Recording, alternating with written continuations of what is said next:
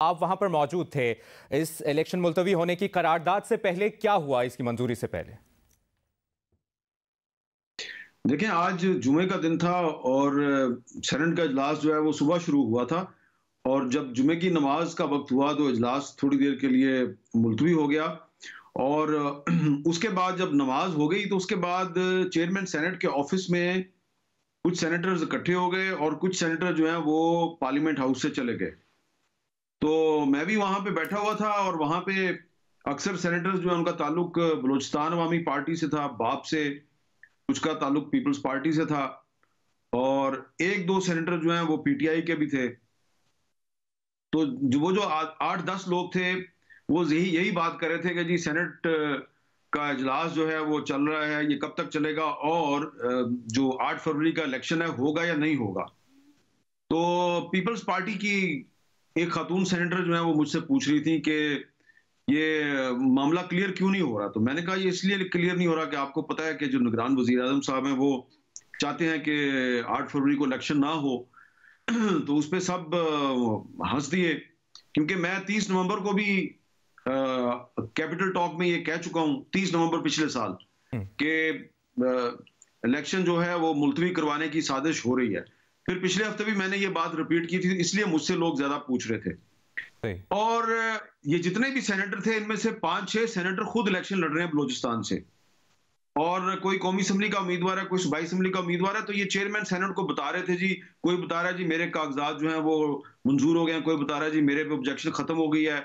Chairman senate Sadiq Sanjrani साहब ने खुद मुझे बताया कि हम 35 सीटों पे अपने उम्मीदवार खड़े कर रहे हैं, बलूचिस्तान असेंबली की 35 सीटों पे। तो वो पूरा माहौल जो है ना, उसमें मुझे कहीं पे शायबा तक नहीं मिल रहा कि ये अभी थोड़ी देर में जाके तो एक सेनेट में रेजोल्यूशन मंजूर करेंगे कि जी मीर साहब, वहां पर इलेक्शन जो है वो 8 मौजूद फरवरी को जो नहीं होना चाहिए। सेनेटर्स थे, किसी को इल्म नहीं था कि ये करारदाद पेश होने वाली है? मेरे साथ किसी ने जिक्र नहीं किया और ना ही हमें यह पता था कि अब इजलास दोबारा होगा। उसकी वजह यह है कि कुछ सेनेटर्स को रोका गया कि आप रुक जाएं, हमने खाना खाना है। कुछ सेनेटर जो है वो इजाजत लेके जा रहे थे और कुछ सेनेटर पूछ रहे थे कि आज इजलास जो है इसके बाद दोबारा होगा या नहीं होगा। और किसी को नहीं पता था कि ये थोड़ी देर में कोई करारदाद आने वाली है। तो एक सेनेटर साहब से मेरी बात हो रही थी और वो मुझे बता रहे थे जी कि बलूचिस्तान में इस दफा एक मखलूत हुकूमत आएगी। और मैंने उनसे पूछा कि फिर आप सेनेट की सीट से इस्तीफा दे देंगे? उन्होंने कहा हाँ, मैं सेनेट की सीट छोड़ दूंगा और मैं सूबाई असेंबली का मेंबर बन जाऊंगा। और उनका ये ख्याल था कि सादिक संजरानी साहब जो हैं वो चीफ मिनिस्टर के उम्मीदवार हैं। तो हम हंस खेल रहे थे और सादिक संजरानी साहब भी हमारे साथ हंसी मजाक कर रहे थे।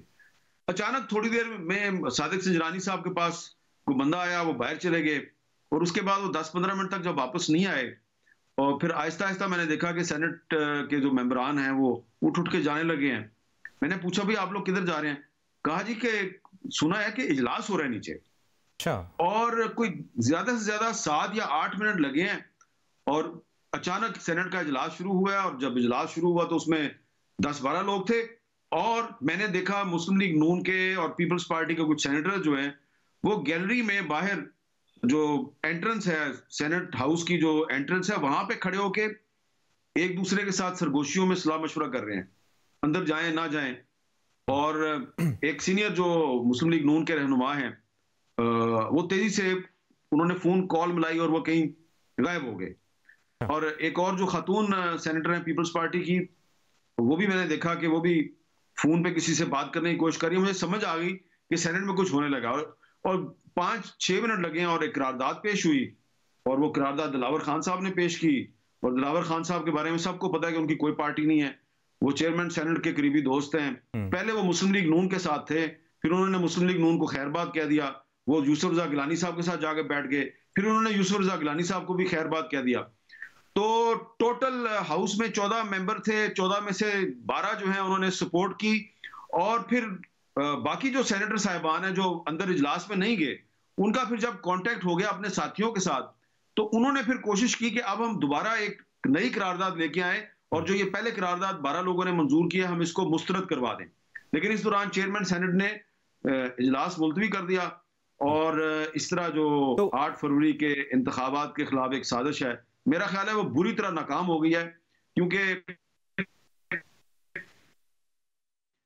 ये जो करारदाद है जिसकी हमायत सिर्फ अवामी पार्टी और कुछ आजाद जो सेनेटर साहिबान है उन्होंने की, तमाम बड़ी पॉलिटिकल पार्टीज ने इस करारदाद की खुलकर मुखालफत की है, इसको मजम्मत की है, इसे एक साजिश करार दिया है। लिहाजा अगर ये साजिश थी तो साजिश नाकाम हो गई है। साजिश करार दिया गया है जिस तरह आप भी कह रहे हैं, और साजिश नाकाम भी हो गई है। लेकिन करारदाद का पेश होना, करारदाद का मंजूर होना और फिर इस करारदाद की आईनी और कानूनी हैसियत ना होना, फिर इस सब के पीछे मकसद क्या लगता है आपको मीर साहब? देखिए, इस करारदाद की कोई आईनी और कानूनी हैसियत नहीं है, क्योंकि कोरम ही पूरा नहीं था। अब देखिए ना कि जो सेनेट है ना, ये हाउस ऑफ फेडरेशन कहलाता है। इसमें चारों सूबों के जो सेनेटर साहिबान हैं उनकी बराबर बराबर तादाद होती है। कौमी असम्बली में तो आबादी के लिहाज से होती है ना, पंजाब की सबसे ज्यादा है, फिर सिंध है, फिर खैबर पख्तूनख्वा है, फिर बलूचिस्तान है। सेनेट में सब सूबों की बराबर नुमाइंदगी है। इस हाउस को एक मजाक बनाना और एक साजिश की आमाजगाह बनाना, मैं ये समझता हूं ये इंतहाई काबिल मजम्मत है। और जिन मोअज़्ज़ज़ सेनेटर साहिबान ने ये सारा काम किया है वो जरा खुद सोचें कि जनाब तमाम बड़ी पॉलिटिकल पार्टीज जो हैं वो कह रही हैं जनाब कि हम इस साजिश का हिस्सा नहीं बनेंगे, तो उनकी क्या क्रेडिबिलिटी रह गई? अब जब वो बलूचिस्तान में या जो साबक फाटा है वहां किसी हल्के में जाएंगे इलेक्शन लड़ने, तो वोटर जो हैं वो उनके बारे में क्या सोचेंगे? ये तो वही सेनेटर साहिबान है जिन्होंने सेनेट में कहा था कि इलेक्शन मुलतवी किया जाए, अब ये हमसे वोट मांगने आ गए हैं। और जो अवामिल भी सामने रखे गए वो पहले भी ऐसा होता रहा है। जी जी, उसको डीफेम किया गया।